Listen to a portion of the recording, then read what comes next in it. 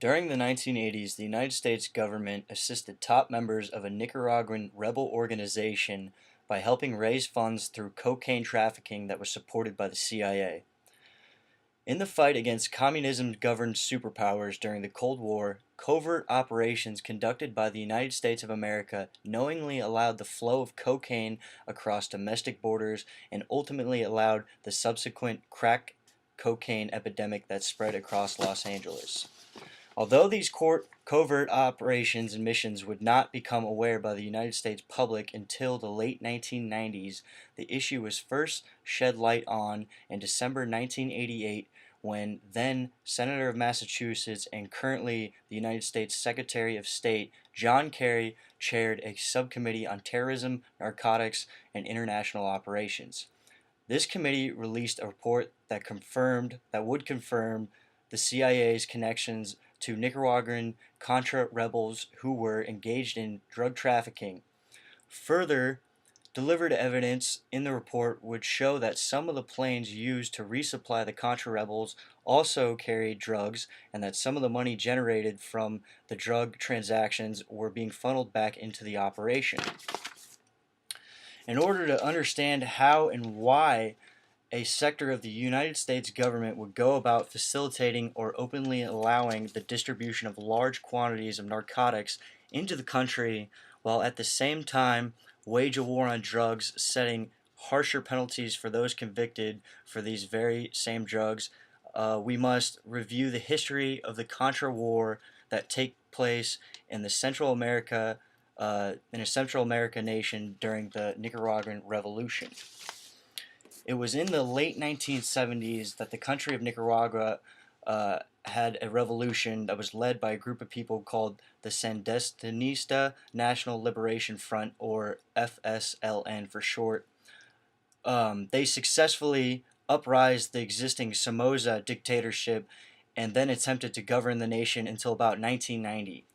The FSLN rebel regime or governed regime that took power was at the time of governance. They held a socialist ideology that was based off of many communistic values.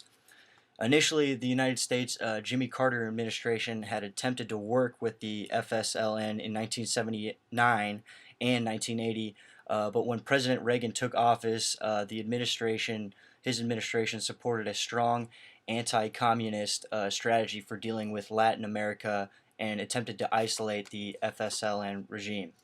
It was in 1981 that an anti-FSLN movement called the Contras were forming along the border of Honduras.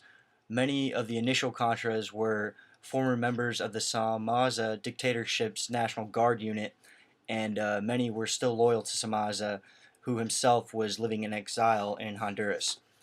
Soon, the FSLN regime would also begin to face opposition from members of ethnic minority groups that inhabited Nicaragua's remote Mosquito Coast region along the Caribbean Sea, and these minority groups, were demanding a larger share of self-determination, but the FSLN refused to grant this and began using forced relocations and armed forces in response to these grievances made by these minority groups.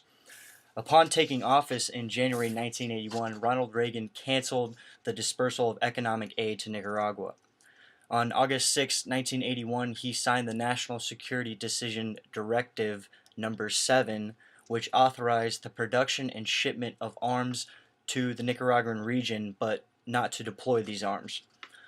On November 17th of 1981, President Reagan signed the National Security Directive Number 17, which authorized covert support to anti-Sandinistan forces, or the FSLN regime, and backing the rebel Contras. An armed conflict soon arose that same year, and adding to the destabilization of the region, which had been unfolding through Central America's civil wars already occurring in El Salvador and Guatemala, the Contras were heavily backed by the CIA when the war was raged in Nicaragua, and which goes down in history known as the Contra War. The Contra War would mark a significant period in Nicaraguan history and make the country rise to international attention as being a major battleground during the Cold War. After the Central Intelligence Agency, the CIA carried out a series of acts of sabotage without congressional intelligence committees being made aware of beforehand. Direct U.S. funding to the Contras uh, insurgency was made illegal through a Boland Amendment. The first Boland Amendment was part of the House of Appropriations Bill of 1982, in which the bill passed by the House of Representatives on December 8th, 1982, and it was signed by President Ronald Reagan on December 21st, 1982, which he was not happy, and the funding ran out for the Contras by July of 1984, and by October of 1984, the total ban was placed in effect.